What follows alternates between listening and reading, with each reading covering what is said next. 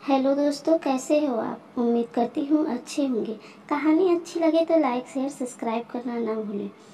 प्रीति, mummy मैं आपको कितनी बार मना कर चुकी हूँ कि मैं जिस घर में किसी को जानती नहीं पहचानती नहीं उस घर में मैं शादी कैसे कर सकती हूँ। मैं तो ससुराल में बिल्कुल अकेले पड़ जाऊँगी। माँ, पर प्रीति बिटिया, एक न एक दिन तो हर लड़की को अपने ससुराल जाना ही पड़ता है और ये तो हर लड़की के साथ होता है।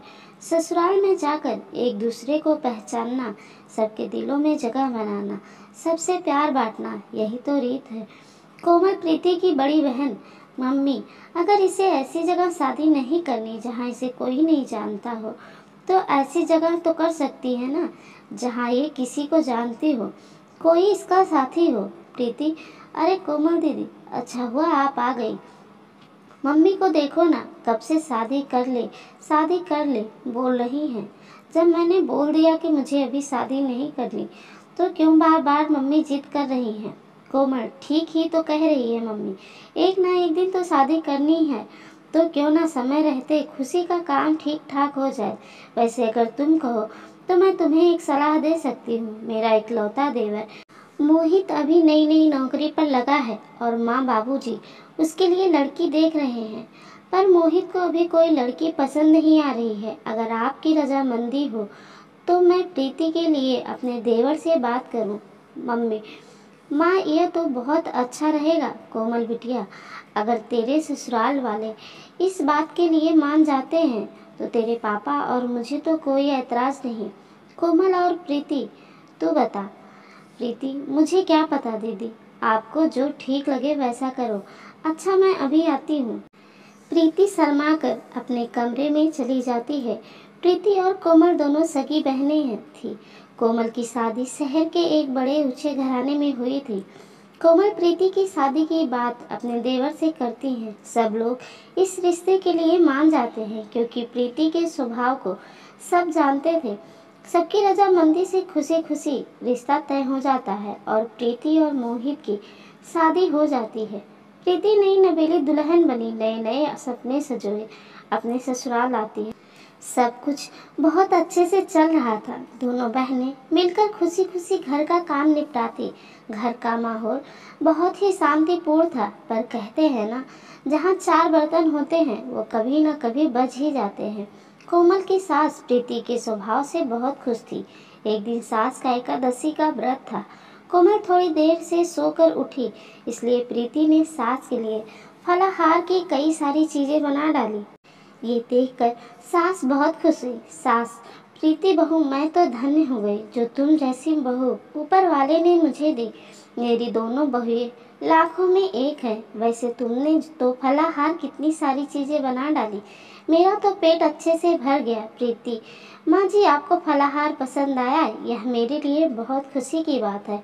अपनी सास की प्रशंसा की हकदार पहले अकेली कोमल हुआ करती थी, पर अब सास का प्यार बट गया था।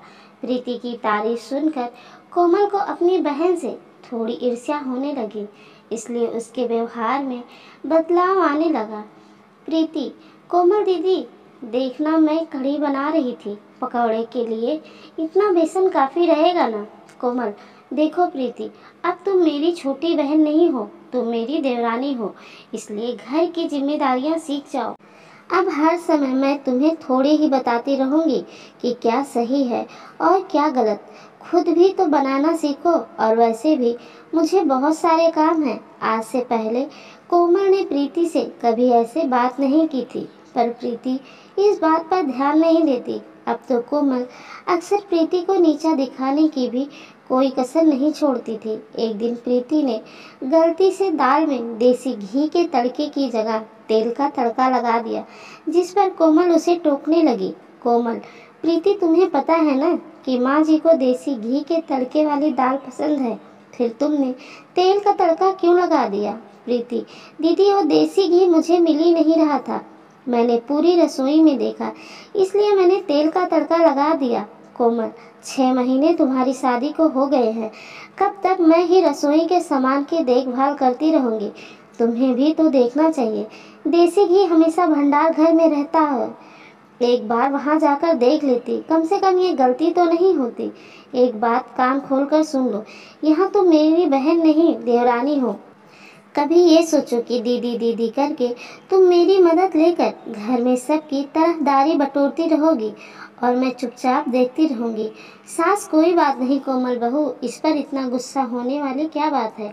कभी कभी देसी घी ना हो तो तेल तक की तड़के वाली दाल खाने में मुझे कोई परेशानी नहीं है। और वैसे भी तेल के तड़के में भी दाल बड़ी स्वादिष्ट लग रही है। मुझे प्रीति ने ऊपर से सफ़ेद मक्खन डालकर दिया था और मखनी दाल तो मक्खन डालकर वैसे ही बहुत स्वादिष्ट हो जाती है। प्रीति की तरफदारी करती हुई अपनी सास को देखकर कोमल गुस्से से भर जाती है और पैर पटकती हुई अपने कमरे में चली जाती है। कोमल ने प्रीति से बात करना भी बंद कर दिया था। इस वजह से प्रीति का मन बहुत परेशान रहता था। कोमल की आंखों पर तो जलन की पट्टी बंधी हुई थी। एक दिन सास, क्या हुआ कोमल, तबीयत तो ठीक है, आज सुबह से ही सो रही हो। अरे तुम्हें तो बहुत तेज बुखार है। कोमल, माँ जी मेरा सिर दर्द से फट रहा है, बड़ी घबराहट सी हो रही है। सास, प्रीति बहू जल्दी आओ, देखो कोमल बहू बुखार से तप रही है और इसने किसी को कुछ नहीं बताया। सूरज भी शहर से बाहर गया हुआ है। प्रीति, कोमल दीदी आपने मुझे बताया क्यों नहीं। घबराओ नहीं, मैं अभी मोहित को फ़ोन करती हूँ, वो ऑफिस नहीं पहुँचे होंगे, रास्ते में ही होंगे। प्रीति, हेलो मोहित, आप तुरंत घर आ जाओ, दीदी की तबीयत ठीक नहीं है, वो बुखार से तप रही हैं, मुझे तो बहुत घबराहट हो रही है। मोहित, घबराओ नहीं प्रीति, मैं अभी आता हूँ, चिंता मत करो।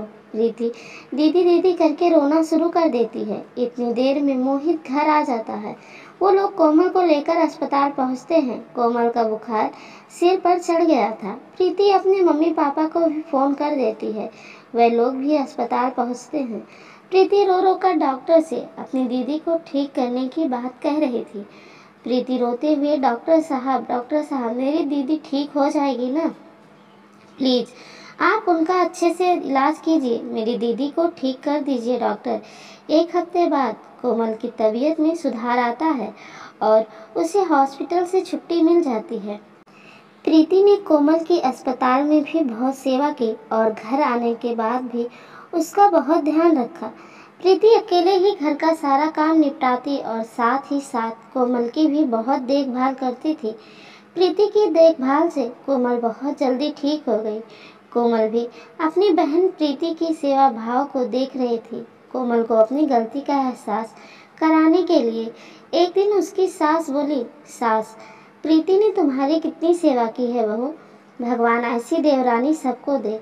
अपनी सास के मुंह से ये शब्द सुनकर कोमल की आंखें भर आई। तभी प्रीति बोली, देवरानी नहीं, बहन हूँ माँ जी। बहनों में तो ऐसे मन मुटाव चलते ही रहते हैं। जब हम छोटे थे तब भी तो हम झगड़ा करते थे, तब क्या हमारा रिश्ता खत्म हो गया था। प्रीति और कोमल दीदी, अगर आपको लगता है थोड़ी बहुत लड़ाई झगड़े से हमारा रिश्ता खत्म हो जाएगा तो आप गलत है। मैं आज भी आपकी बहन हूँ, मैं कल भी आपकी बहन थी और आगे भी मैं आपकी बहन ही रहूँगी। देवरानी मुझे कभी मत समझना और ना कभी बोलना। कोमल, प्रीति मेरी प्यारी बहन। प्रीति और कोमल एक दूसरे के गले लग जाती हैं। सास की आंखें भी आज खुशी के आंसुओं से भर जाती हैं। अब तो देवरानी जेठानी नहीं बल्कि दो बहनों का मिलन हुआ था।